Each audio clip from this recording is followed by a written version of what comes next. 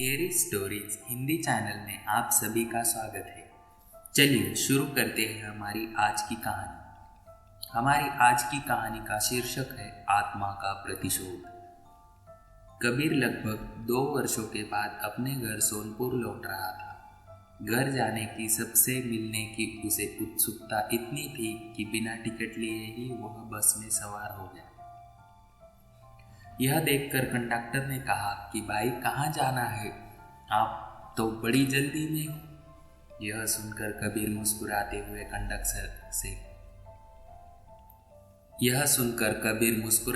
Conductor से कहता है, अरे भाई बहुत दिनों के बाद घर जा रहा हूँ ना, इसलिए जल्दी में हूँ, एक टिकट सोनपुर का देना। अच्छा तो आपको सोनपुर जाना है? सोनपुर में किसके यहाँ जाना है? कंडक्टर ने उत्सुकता से कहा। कबीर ने बड़ी ललक से बताया, ठाकुर विक्रम प्रताप सिंह जी की हवेली में। कंडक्टर, जिसके चेहरे में अभी उत्सुकता के भाव थे, वही ठाकुर विक्रम प्रताप का नाम सुनते ही और उत्सुक हो गया।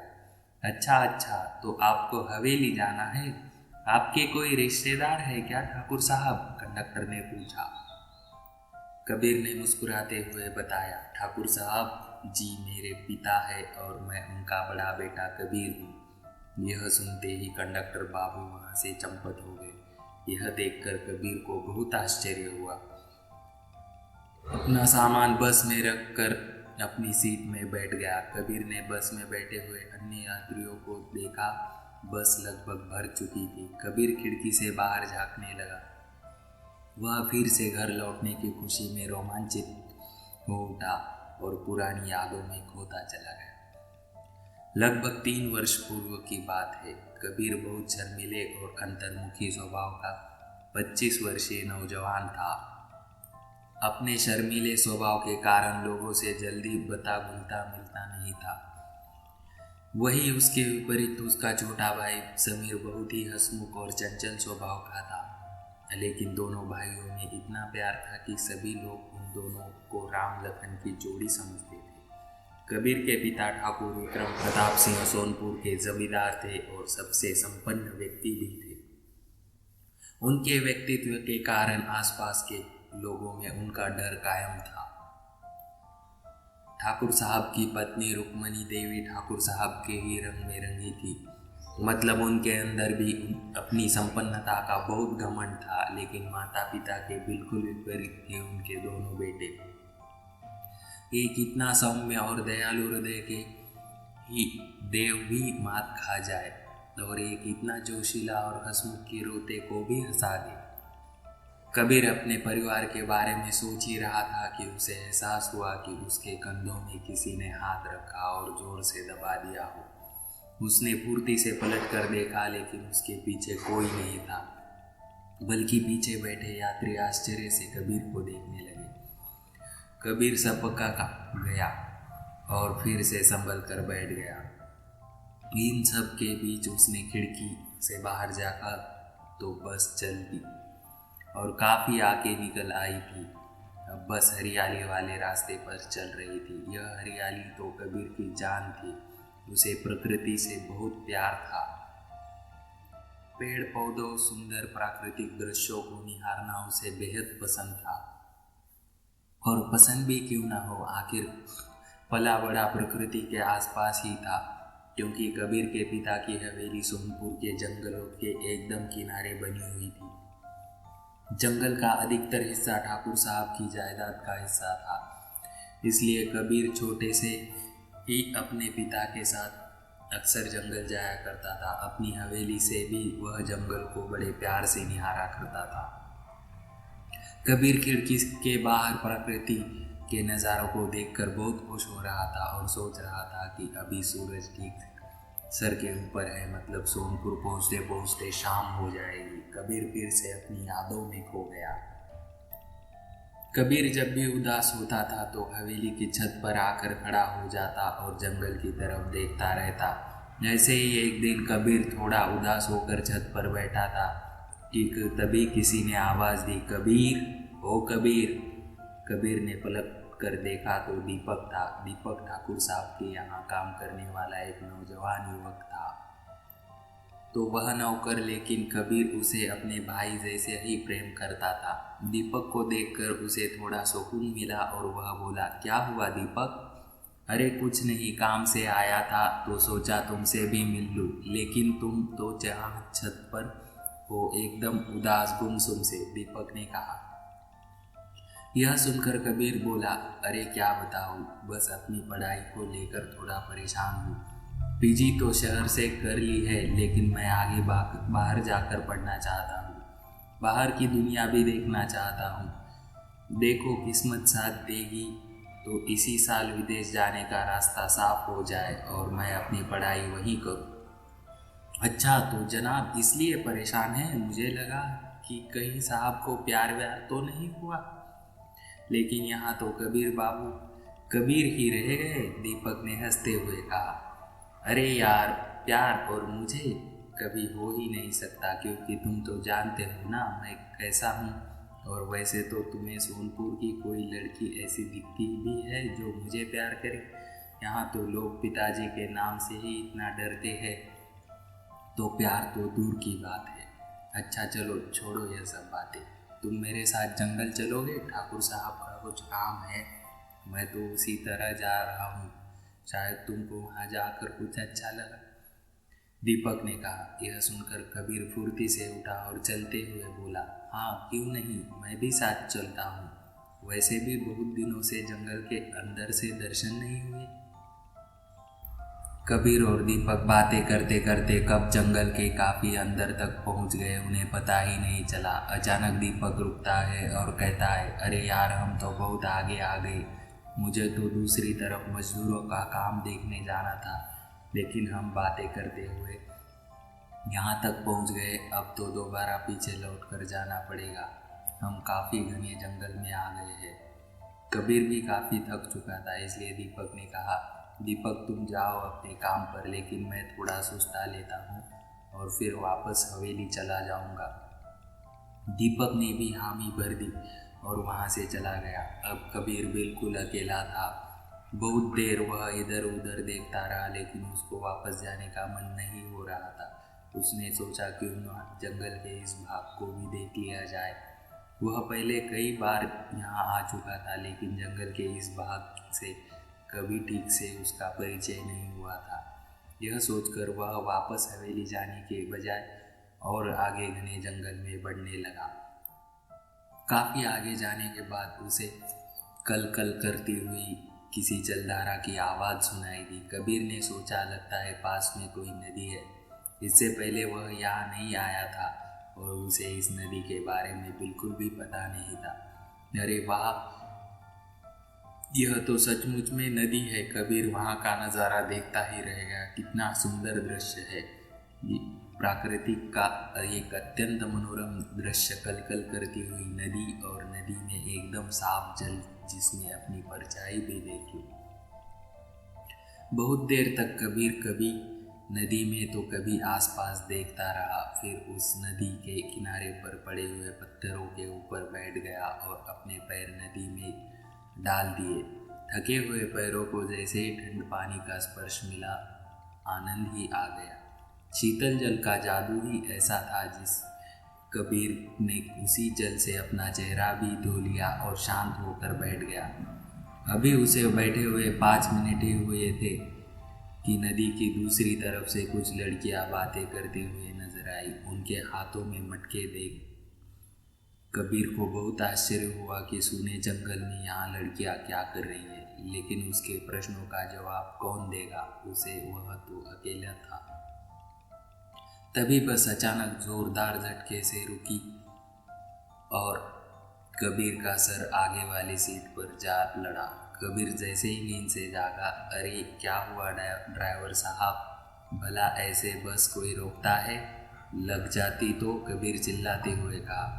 तभी एक सुंदर सी लड़की बस में चढ़ती है और इधर उधर देखते हुए कबीर के बगल वाली खाली सीट पर आकर बैठ जाती है। तो कबीर थोड़ा सावधान होकर बैठ जाता और सोचता है कि कंडक्टर ने इससे टिकट के बारे में पूछा ही नहीं। बाकी यात्रा बाकी यात्री भी सामान्यता से बैठे हुए थे। कबीर थोड़ा अजीब लगता है। फिर वह अपनी घड़ी की तरफ नज़र उठाकर देखता है तो दोपहर के 3 बजे हुए थे। लड़की के पास एक जानी पहचानी खुशबू आ रही थी। कबीर उसके सम्मोहन से बचने के लिए खिड़की तरफ मुंह करके बाहर झांकने लगा और फिर अपनी यादों में खो गया। पानी भरने आई सब लड़कियां भी किसी अजनबी को देखकर आश्चर्य करती है और थोड़ा असुरक्षित महसूस करती है। लड़कियों के झुंड में एक ने जोर से आवाज़ लगाकर पूछा, कौन हो बाबू आप और यहाँ कैसे आ गए? क्या रास्ता भटक गए हो? यह सुनकर कबीर थोड़ा शर्माते हुए बोला, अरे नहीं नहीं, रास्ता नहीं भटका हूँ, मैं तो यहाँ अक्सर आता ही रहता हूँ, लेकिन आज पहली बार जंगल के इतना अंदर आया हूँ। मुझे तो पता ही नहीं कि यह जंगल अंदर से स्वर्ग है। सभी लड़कियाँ बड़े ध्यान से कबीर की बातें सुन रही थी, लेकिन उन सब में एक लड़की कबीर को लगातार देखे जा रही थी, जिसका पता कबीर को जल्दी पड़ गया और कबीर उसे चोरी चोरी देखने लगा। तभी उस लड़की ने दोबारा पूछा, लेकिन आपने बताया नहीं कि कौन हो आप? कबीर ने यह सुनकर, मेरा नाम कबीर है, मैं यहाँ के जमींदार ठाकुर विक्रम प्रताप सिंह का बड़ा बेटा हूँ। यह सुनकर सभी लड़कियां और सतर्क हो गई और मन ही मन डरने लगी। कबीर ने भी उन लोगों से अपना परिचय पूछा तो उसी लड़की ने जवाब दिया, हमारा नाम बेला है और इनका नैना, इनका वेदा, इनका रजनी और इनका कांचन, हम सब लोग जंगल में ही रहते हैं। यहाँ हमारा पूरा काबिला रहता है। ठाकुर साहब का तो देखा नहीं, लेकिन सुना है उन्हीं के सहारे हम कबीला बचा हुआ है। हाँ, वो हमारे अन्नदाता है। हम लोग यही पैदा हुए और यही बड़े भी हुए, काम भी यही करते हैं। यही जंगल हमारा घर है। लेकिन कबीर ने तो बस नैना शब्द ही सुन पाया। इसके बाद बेला ने क्या कहा वह नहीं जानता। वह जान चुका था कि वह मासूम आंखें जो उसे घूर रही थी वह नैना की है। कितना सुंदर नाम है नैना, बिल्कुल उसकी आंखों जितना सुंदर। कितना मासूम है ये चेहरा। वैसे तो कबीर कॉलेज में भी एक लड़की पढ़ती रही है, उसके मन में कभी इतनी हलचल नहीं हुई जितनी नैना को देखकर हो रही थी। उसके मुंह से बार बार एक ही नाम निकल रहा था, नैना नैना नैना। बेला को शायद कबीर का बुदबुदाना समझ आ गया था। अरे बाबू, नैना है ना, यहाँ हमारे कबीले के सरदार की बेटी है। यह सुनकर कबीर थोड़ा सा जेब गया और शर्माते हुए बोला, अच्छा, ये आपके सरदार की बेटी है? बहुत ही सुंदर है। मेरा मतलब इनका नाम बहुत सुंदर है। अचानक से कबीर को लगा जैसे कोई बच्चा उसके पास आकर रो रहा हो और उसका रोना बढ़ता ही जा रहा है। तभी कबीर अचानक आंखें खोलता है और अगल बगल देखता है। कोई बच्चा नहीं था पास में, लेकिन यह लड़की, वह कहाँ गई? अभी थोड़े समय पहले ही मेरे पास आकर बैठी थी, कहाँ गई? लगता है किसी और सीट पर बैठ गई होगी। यह सोचकर कबीर सभी सीटों पर बैठे यात्रियों की नज़र दौड़ाई। लड़की कहीं नजर नहीं आई। यह क्या हो रहा है? जब बस पकड़ने वाला था तो मन का कितना प्रसन्न था, लेकिन बस में बैठते ही क्या अजीब सा लग रहा है। कबीर ने सोचा, जैसे जैसे हवेली पास आ रही है वैसे वैसे अजीब सी ससुरी उठ रही थी कबीर के मन में। आखिर क्यों ऐसा हो रहा है? कबीर ने अपने पिट्ठू बैग से पानी की बोतल निकालकर पानी पी लिया और फिर अपना सर सीट पर टिकाकर आंखें मूंद ली और एक बार फिर वह नैना के ख्यालों में डूब गया। कबीर वापस हवेली आ चुका था, लेकिन अब उसका मन नहीं लग रहा था। उसके मन में कुछ हलचल थी। पहले कभी भी ऐसा महसूस नहीं हुआ। शायद उसको प्रेम की पहली किरण छू गई थी। वह अभी खोया ही था नैना के ख्यालों में। भाई भाई, अरे आप क्यों नहीं रहे हो? भाई भाई, अरे आप बोल क्यों नहीं रहे हो? समीर ने लगभग झंझोरते हुए पूछा। कबीर जैसे ही नींद से जगा हुआ, समीर तुम कब आए? मैं दोपहर से ही घर में ही हूँ। माँ ने बताया कि दीपक भाई के साथ जंगल की तरफ गए हुए हो। समीर ने कहा, हाँ थोड़ा मन नहीं था, अच्छा तो चला गया था, कबीर ने बताया। अच्छा छोड़िए, आइए मैं आपके लिए कुछ लाया हूँ, समीर ने आंखें दबाते हुए कहा। अगले दिन दीपक हवेली आया और कबीर से मिलने उसके कमरे में जाता है। दीपक को देखकर कबीर का चेहरा खिल जाता है। वह दीपक से कहता है, तुमने कभी जंगल की नदी के बारे में बताया नहीं मुझे। मैं कल वहाँ गया था, कितनी सुंदर जगह है। वहाँ मैंने कुछ लड़कियों को देखा। कबीर एक सांस में सब बोल गया।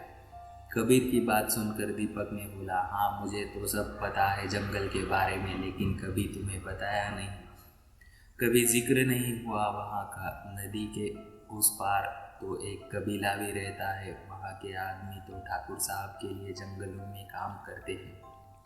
हाँ वहाँ लड़कियाँ बता रही थी, कबीर ने कहा। अच्छा तो जनाब बातें भी कर डाली उन लोगों से, दीपक ने चुटकी लेते हुए कहा।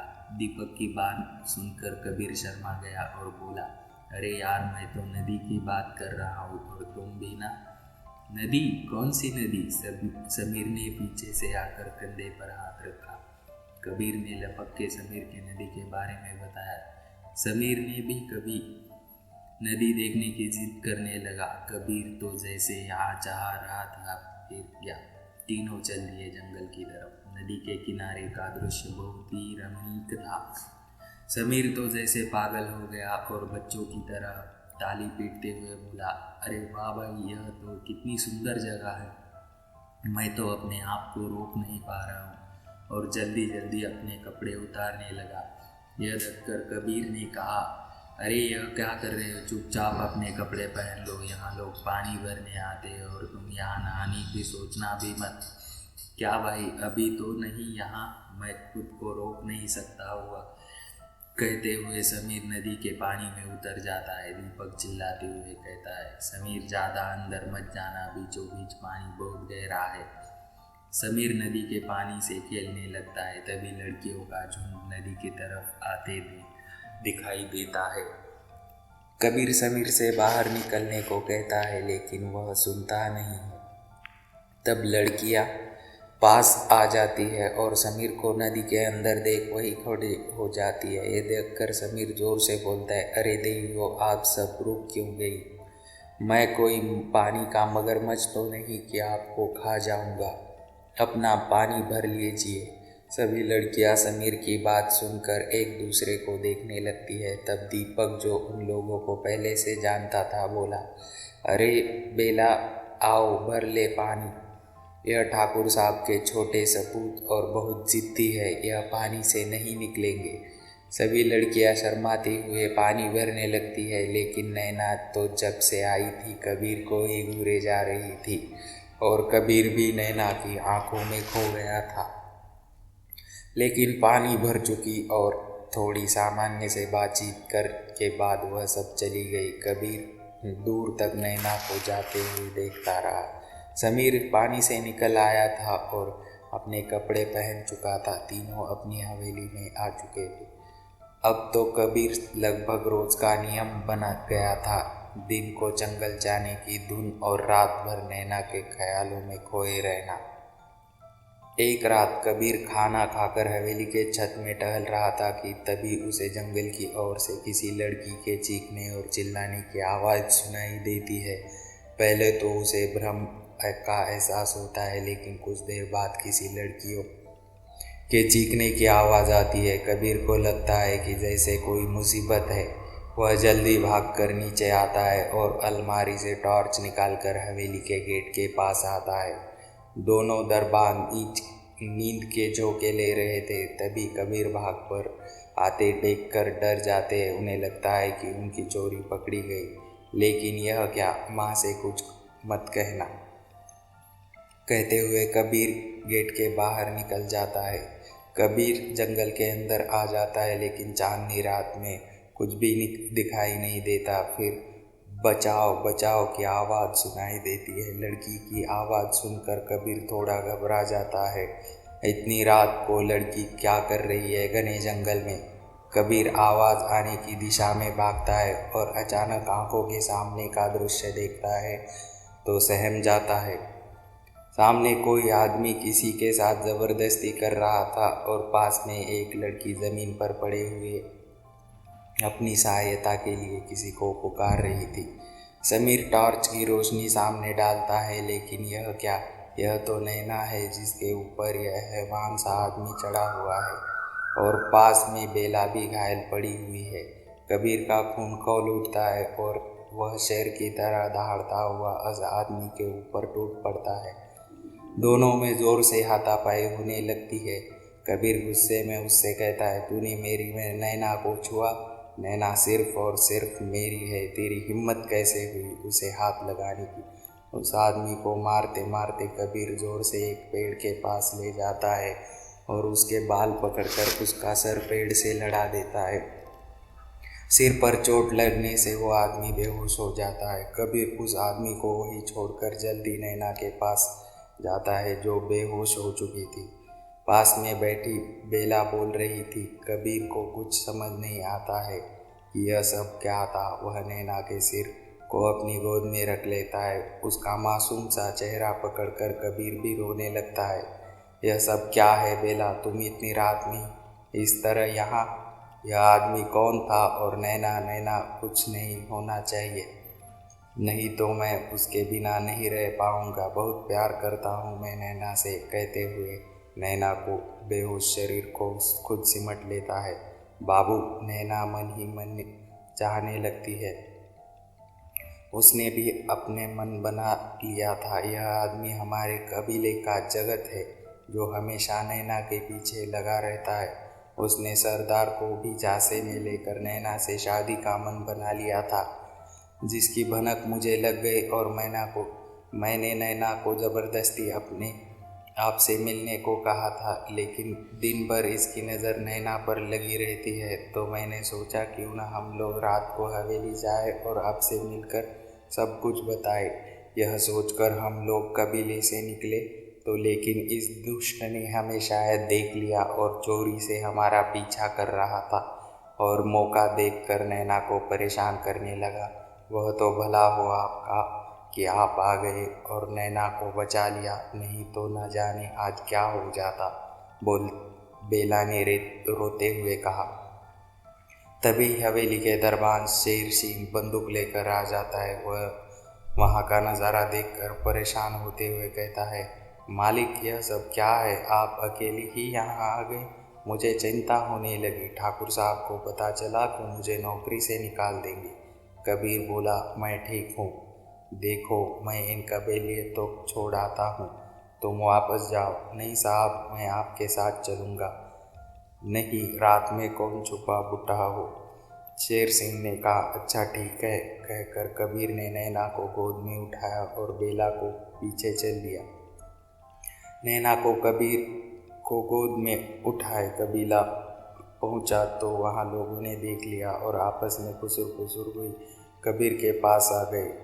एक औरत ने बोला, बेला और नैना को देखकर चिल्लाते हुए कहा, देखो यह हमारी लड़कियां हैं, सरदार को बाहर बुलाओ जल्दी से। आवाज़ सुनकर सरदार और उनकी पत्नी दोनों बाहर निकली और नैना की ऐसी हालत देखकर घबरा गए। अरे क्या हुआ हमारी बिटिया को, ऐसा कैसे हो गया? सरदार चीखते हुए बोला। अब तक कबीर के आसपास काफ़ी भीड़ आ गई थी। कबीर ने सरदार की पत्नी को इशारे से अपनी झोपड़ी के अंदर चलने को कहा। अंदर आकर कबीर ने नैना को बिस्तर पर लटा दिया। पीछे से सरदार, उसकी पत्नी बेला और कुछ लोग भी अंदर आ गए। बेला ने जगत की सारी कहानी सबको बताई। सारा माजरा सुन सरदार की आंखें लाल हो गई। उसने तुरंत कुछ आदमियों को जगत को लेकर आने के लिए कहा। अपनी बिटिया के सिरहाने बैठकर सरदार और उसकी पत्नी रोते हुए कहने लगी, अब कौन करेगा हमारी फूल सी बिटिया से शादी? सुबह तक खबर सारे जंगल में फैल जाएगी और कितनी बदनामी होगी हमारी। कबीर ने सरदार के कंधे पर हाथ रखते हुए कहा, सरदार जी ऐसा कुछ नहीं हुआ है जिससे कि आप परेशान हैं। उस दुष्ट के इरादे कामयाब हो जाते इससे पहले मैंने आपकी बेटी को बचा लिया। सब ईश्वर की कृपा है। हो सकता है कि घबराहट की वजह से नैना बेहोश हो गई। सरदार ने कबीर की ओर देखा और बोला, बेटा आप कौन हो? मैंने आपको कहीं नहीं देखा पहले, लेकिन मैंने आपको देखा है। जब मैं छोटा था तब कई बार पिताजी के साथ जंगल आया करता था। तभी एक दो बार मैंने आपको पिताजी के साथ बातचीत करते हुए देखा था। अच्छा, तो आपके पिताजी कौन है? सरदार ने शक करते हुए पूछा।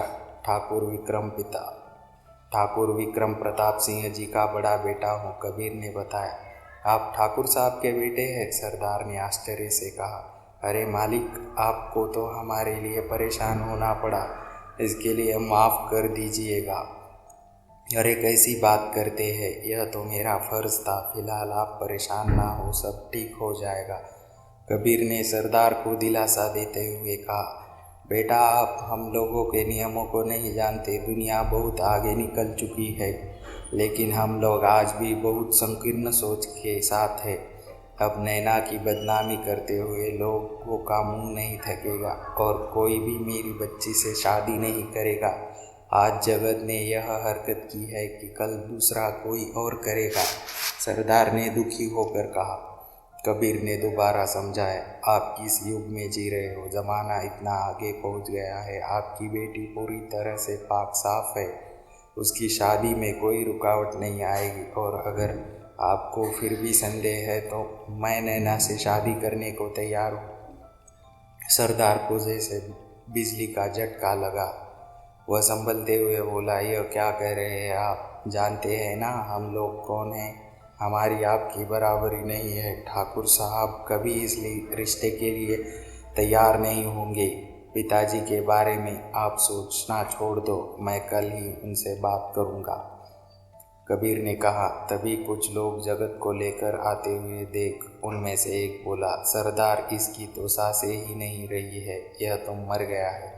सरदार ने लाल आंखें करते हुए अपने दांत पीसते हुए कहा, अच्छा हुआ हरामखोर मर गया, नहीं तो मैं इसे जिंदा नहीं छोड़ता। नैना को निहारते हुए कबीर सरदार से वापस हवेली जाने की अनुमति लेता है। कबीर और शेर सिंह तेज गति से हवेली के तरफ चल देते हैं। अगली सुबह कबीर अपनी माँ को नैना के बारे में सब कुछ बता देता है। रुक्मिणी देवी को अपने दिल की बात बता देता है। वह नैना से शादी करना चाहता है और उसे नैना के पिता को वचन भी दिया है।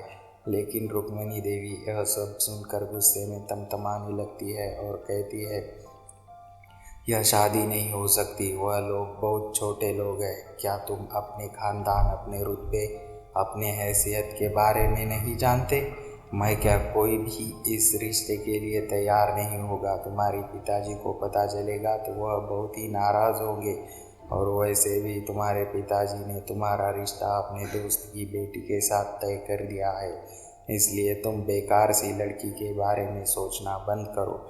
उसका जो करना है हम सोच लेंगे, तुम्हें इतना परेशान होने की ज़रूरत नहीं है।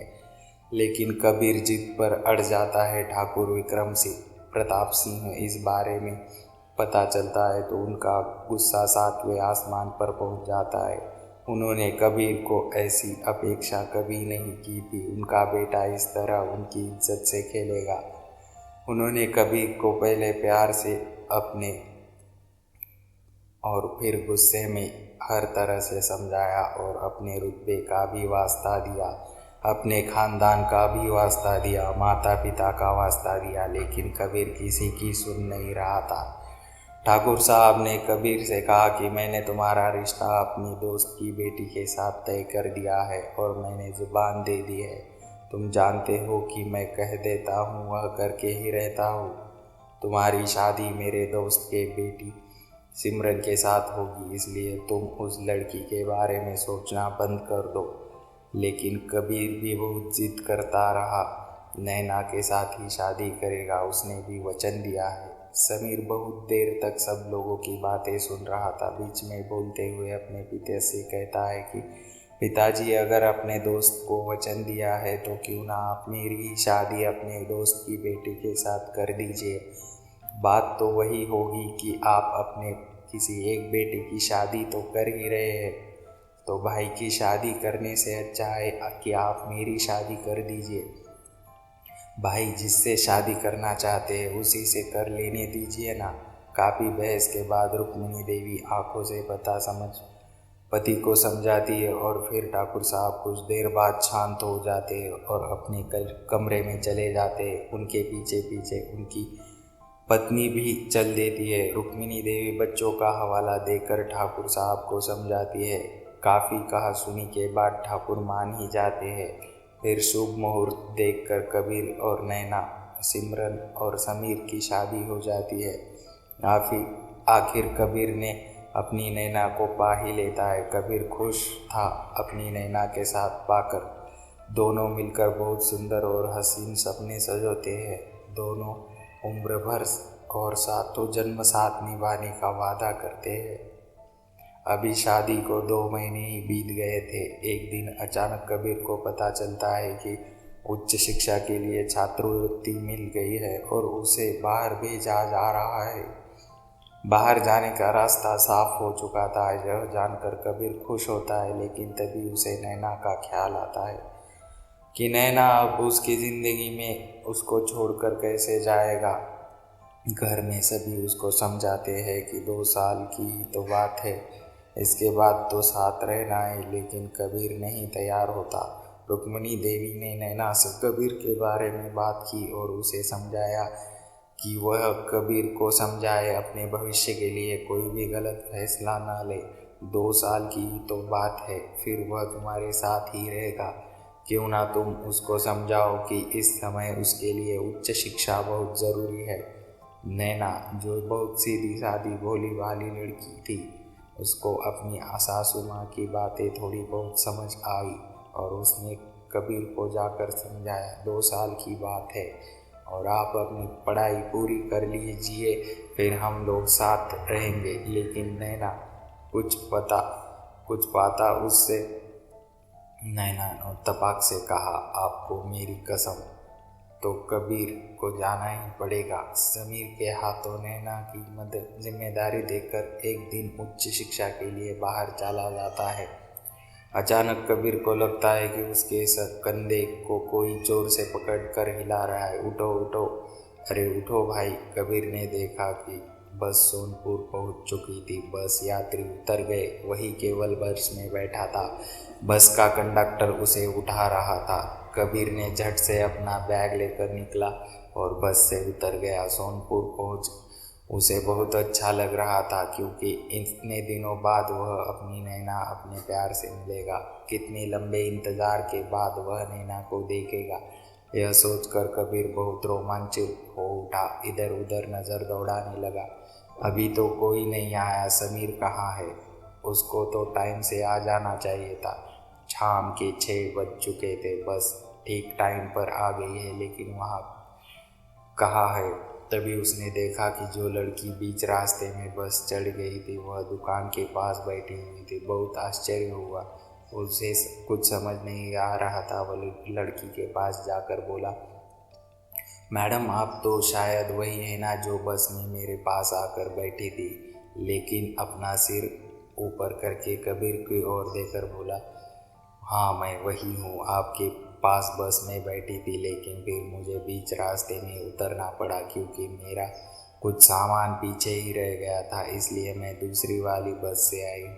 लेकिन आप मुझसे पहले ही पहुंच गई? कबीर ने पूछा। लड़की ने हंसते हुए कहा, हाँ हो सकता है, हमारी बस जल्दी आई हो। वैसे आपको जाना कहाँ है? मेरा घर सोनपुर में ही है। और आपको कहाँ जाना है? कबीर ने पूछा। मुझे भी वही जाना है, लड़की ने बताया। अब दोनों बातें कर ही रहे थे, अचानक मौसम खराब हो गया। बहुत तेज़ हवाएं चलने लगी और अचानक आसमान में काले बादल छा गए। अचानक मौसम खराब होता देख कबीर थोड़ा परेशान हो गया।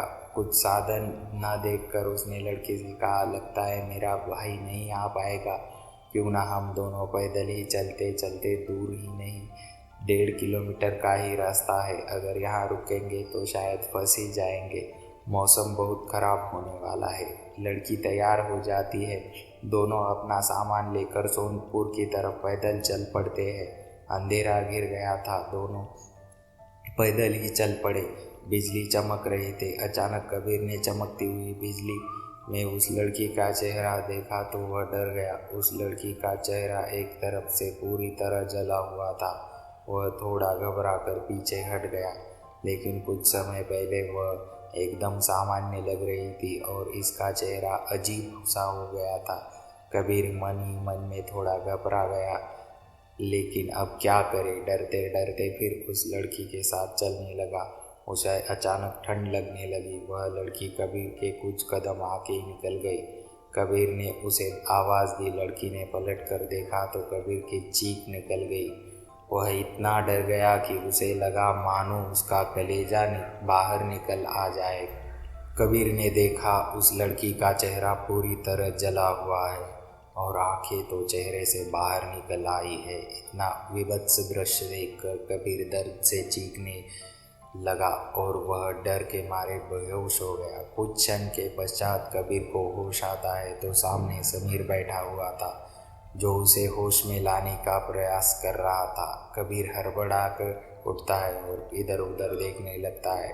वह उस लड़की को ढूंढ रहा था, लेकिन वह नहीं दिखी। समीर ने अपने भाई से कहा, इतना परेशान देखकर, भाई क्या हुआ? आप इतना परेशान और डरे हुए क्यों हैं? मुझे आने में थोड़ी देर हो गई।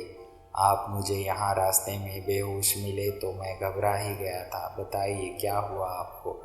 समीर, क्या बताऊँ?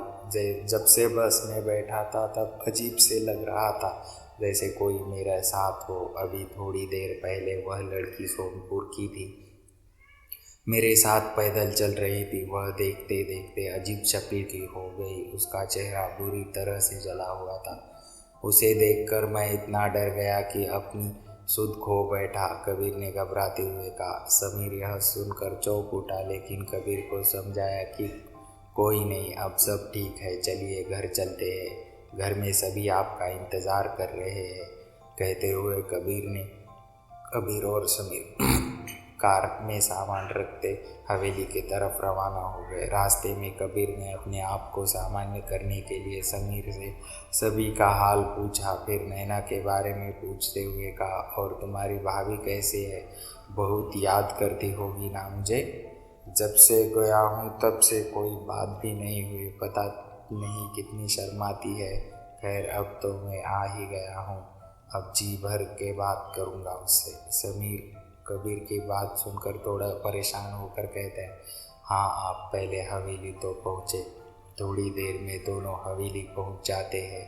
सभी लोग दोनों का इंतज़ार कर रहे थे। कबीर ठाकुर साहब और रुक्मिणी देवी उनके पैर छूता है और दोनों बड़े प्यार से गले लगाते हैं। सिमरन भी हाथ जोड़कर कबीर का अभिनंदन करती है। हवेली के सभी नौकर चाकर भी कबीर से मिलते हैं। सभी से मिलने के बाद कबीर अंदर हॉल में चला आता है। उसकी आंखें तो नैना को ढूंढ रही थी, लेकिन वह कहीं दिखाई नहीं दी। शायद कमरे में होगी नैना। अभी कबीर सोच रहा था कि रुक्मिणी देवी पीछे से कबीर को पुकारती हुई आती है, बेटा कबीर, मैं जानती हूँ तुम नैना को ढूंढ रहे हो, लेकिन अभी रुक्मिणी देवी ने नैना के बारे में बताई हुई थी। कबीर ने अपने कमरे के बाहर नैना को खड़े देखता है। हल्के गुलाबी साड़ी में वह किसी परी से कम नहीं लग रही थी। उसका यह साधारण सा पहनावा भी उसे किसी राजकुमारी तुल्य बना रहा था। नैना को देखते ही वह रुक्मिणी देवी की पूरी बात सुने बगैर ही अपने कमरे की तरफ बढ़ने लगा। नैना जो अपने मासूम आंखों से कबीर को देख रही थी, वह कमरे के अंदर आ चुकी थी। कबीर भी कमरे के अंदर पहुंचकर दरवाज़ा को अंदर से बंद कर लेता। बस अब कबीर और नैना कमरे में थे। कबीर धीरे धीरे नैना की तरफ बढ़ता है। बिना कुछ बोले, बिना कुछ कहे वह नैना के करीब आता है। नैना शर्माते हुए नीचे देखने लगती है। कबीर अपना एक हाथ नैना के कंधे में रखता है और दूसरा हाथ उसके मुंह पर उठाकर अपनी ओर कहता है, लेकिन नैना अब भी नज़रें नीचे करी हुई थी। तो क्या अब देखेगी भी नहीं अपने कबीर को? मैं जानता हूँ कि तुम जितना बेचैन हो मैं तुमसे मिलने के लिए, तुम भी उतना बेचैन हो। फिर यह नज़ारे नीचे क्यों कर ली तुमने? देखो ना, मुझे तुम्हारी एक झलक के लिए मैं तरस गया हूँ, कबीर ने बड़े प्यार से कहा। यह सुन नैना अपनी नज़रें जैसे ऊपर करती है वैसे ही आंसुओं की धार से उसका गाल भीग गया और वह जोर से कबीर के सीने से लगकर रोने लगी। अरे पगली, क्यों रोती है? अब तो मैं आ गया ना, 2 साल का वनवास खत्म हो गया। अब हमारे प्यार भरे दिन वापस आ गए हैं। मैं कहीं नहीं जाऊंगा तुम्हें छोड़कर, अब तो साथ ही रहना है हमेशा। कहते हुए कबीर ने नैना को जोर से अपने सीने में कस लिया। तभी दरवाजे पर किसी ने आवाज़ दी। कबीर ने दरवाज़ा खोला तो हरि प्रसाद खाने के लिए बुलाए आया था। कबीर ने नैना के साथ चलने को कहा, लेकिन नैना ने कहा कि उसका व्रत है, वह नहीं खाएगी। कबीर थोड़ी देर में आने का वादा करके खाने चला गया। नैना उसे जाते हुए देखती रह गई। सभी खाने की मेज़ में बैठे हुए थे। ठाकुर साहब कबीर से उसकी पढ़ाई की बातें करते हैं। सभी लोग खाना खाने और बीच बीच में सामान्य से बात करने लगे। जब जब लोग खाना खा चुके तब कबीर ने रुक्मिणी देवी से पूछा, माँ आज तो नैना का व्रत है, उसने कुछ फलाहार किया कि नहीं? यह सुनकर रुक्मिणी देवी चौंक जाती है और बाकी लोग माथे की चिंताएं रेखा उभारने लगती है। बेटा, यह क्या कर रहे हो तुम? नैना तो रुक्मिणी देवी कहते हुए चुप हो गई। यह सब देखकर कबीर ने कहा, हाँ माँ, नैना ने मुझे अभी बताया उसका व्रत है, इसलिए तो खाने के लिए नहीं आई। मुझे लगा आपको पता होगा उसके व्रत के बारे में। पर बेटा, नैना हकलाते हुए रुक्मिणी देवी रोने लगी। समीर ने दौड़कर रुक्मिणी देवी को संभाला और सोफे पर बैठा था तभी कबीर पानी का गिलास लेने दौड़ा। रुक्मिणी देवी पानी पिलाते हुए कबीर ने कहा, माँ क्या हुआ आपको? आप इतना घबरा क्यों गई? मैंने कुछ गलत कह दिया क्या? रुक्मिणी देवी कुछ कह पाती इससे पहले ठाकुर साहब ने दुखी होकर कहा, बेटा कबीर तुम्हारे के जाने के बाद यहाँ बहुत कुछ गलत हुआ है। हमने तुम्हें कुछ नहीं बताया, क्योंकि अगर तुम्हें बता देते तो तुम अपनी पढ़ाई छोड़कर यहाँ चले आते और तुम्हारा भविष्य खराब हो जाता। तुम्हारी बेहतर भविष्य के लिए हम सब तुमने एक बहुत बड़ी बात छुपाई है। क्या हुआ पिताजी, आप ऐसा क्यों कह रहे हो? मुझे डर लग रहा है, आप बताइए ना क्या छुपाया है आप सभी ने, मुझे बताइए, कबीर ने संदेह करते हुए बोला। कबीर को कुछ पता चले इससे पहले समीर कबीर के पास खड़ा जाता है और उसके कंधे में हाथ रखते कहता है, भाई मुझे माफ़ कर देना, मैंने जो वायदा आपको किया था मैं भाभी का ख्याल रखूँगा वह मैं पूरा कर नहीं सका। समीर बच्चों की तरह रोने लगता है। यह सब देखकर कबीर थोड़ा अजीब लगता है। इन सब लोगों को क्या हो गया है? यह कैसी बातें कर रहे हैं?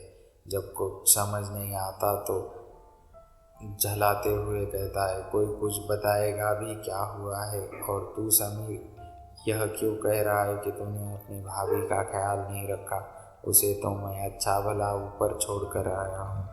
तब ठाकुर साहब कबीर के पास आते हुए कहते हैं, बेटा तुम्हारी नैना अब इस दुनिया में नहीं, वह हम सब छोड़कर चली गई है। क्या बकवास कर रहे हो आप मेरी नैना के लिए इतनी गलत बात करें? मैंने सोचा भी नहीं था। आप उसे पसंद नहीं करते थे, लेकिन इसका मतलब यह नहीं कि कुछ भी बात करो। वह एकदम ठीक है और अभी तो वह मेरे साथ ही कमरे में थी। कबीर गुस्से में बोला, चलिए आप सभी मेरे कमरे में, नैना वही है, चलिए। कहते कहते कबीर अपने कमरे की तरफ दौड़ लगाता है। कबीर के पीछे पीछे सभी लोग भी चल देते हैं। कबीर भड़ाक से दरवाज़ा खोलते हुए कमरे में घुसता है और नैना नैना चिल्लाने लगता है। पीछे से बाकी सब लोग आ जाते हैं। कबीर के पूरे कमरे में नैना को पुकारता है। बाथरूम में भी जाकर देखा है, लेकिन यह क्या, कहाँ गई नैना? अभी अभी तो कमरे में छोड़ कर गया था, लेकिन अब नहीं है। ऐसा कैसे हो सकता है? समीर कबीर को झंझोरते हुए कहता है, समीर मेरा विश्वास करो, नैना अभी यहाँ, मैंने उससे बात भी की और उसने मुझसे बात की। लेकिन अब कहाँ गई वह? नहीं नहीं, मेरी नैना नहीं जा सकती मुझे छोड़कर। वह यही मेरे पास अभी है, देखना वह आएगी मेरे पास। कबीर चिल्लाने लगा। ठाकुर साहब ने कबीर को संभालते हुए कहा, बेटा अब वह नहीं आएगी, वह जा चुकी है तुम्हें छोड़कर। लेकिन यह कैसे हुआ, कब हुआ? कबीर ने रोते हुए सवालों के तांते लगा दिए। समीर ने भी आकर उसे संभाला और कहा, भाई आपके जाने के बाद कुछ दिनों बाद ही पता चला कि भाभी माँ बनने वाली है। यह खुशी की खबर आपको बताने के लिए भाभी बहुत उत्सुक थी, लेकिन कहीं आपकी पढ़ाई में बाधा ना हो पड़े, इसलिए उन्होंने हम सभी से यह बात आपको बताने के लिए मना किया था। जब भाभी का 8वां महीना चल रहा था, एक दिन हवेली में काम करने वाली औरत ने माँ को बताया कि जंगल के पास एक बाबा हिमालय से साधना करते हुए आए हैं। उन्होंने जन कल्याण के लिए कुछ दिनों के लिए अपनी कुटिया बनवाई है, बहुत तेजस्वी है, उनको मिला जाए तो सब कुछ अच्छा ही होता है। माँ ने सोचा, क्यों नहीं भाभी को लेकर जाकर बाबा के दर्शन करवा लाए। यह सोचकर माँ सिमरन भाभी बाबा की कुटिया को ले गई थी। भगवान को कुछ ही और ही मंजूर था। कुटिया के में किसी कारणवश आग लग गई और भाभी उसकी शिकार बन गई। माँ और सिमरन को भी चोटें आई। उस हादसे में कई लोग जलकर मर गए। इतने बड़े हादसे की बात आपको बताने की हिम्मत नहीं हो रही थी किसी की। आप परेशान होकर वापस सोनपुर आ जाएंगे, आपकी पढ़ाई खराब ना हो। यह सब सोचकर हम सभी ने सोचा कि लगभग 1 साल की बात है, तब आपकी पढ़ाई पूरी हो जाएगी, तब आपको सच पता चल ही जाएगा। कहने में कुछ अजीब है भाई, लेकिन भाभी को शायद यही लगता है कि सब माँ की वजह से हुआ, तो आत्मा आए किसी दिन किसी न किसी सदस्य को दिखाई देती है, और शायद आप भी आज भाभी की ही आत्मा दिखाई दी थी। कबीर यह सुनकर धड़ाम से जमीन पर गिर पड़ा। उसकी आंखों की आगे अंधेरा छा गया। नैना मेरे बच्चे की माँ बनने वाली थी। इतनी बड़ी बात बताई मुझे और वह मुझे छोड़कर चली गई, लेकिन थोड़ी देर पहले मेरी आंखों के सामने खड़ी थी। यह सब क्या हो रहा है मुझे सोचते हुए कबीर बेहोश हो गया। कबीर बिस्तर में लेटा था। उसको घर लिए ठाकुर साहब, रुक्मिणी देवी, सिमरन खड़े थे। रुक्मिणी देवी ने कबीर के माथे में हाथ फेरते हुए कहा, देखो ना मेरे बेटे को क्या हो गया। मैंने कहा था ना, वह नैना के जाने के बाद गम बर्दाश्त नहीं कर पाएगा। यह सुनते ही ठाकुर साहब ने कहा, एक ना एक दिन तो यह सब पता ही चलना ही था। अभी ताज़ा घाव है, उसके लिए संभलने में थोड़ा समय लगेगा, लेकिन धीरे धीरे सब ठीक हो जाएगा। हम लोग भी सामान्य हो गए ना। अगला भाग हम कल देखें।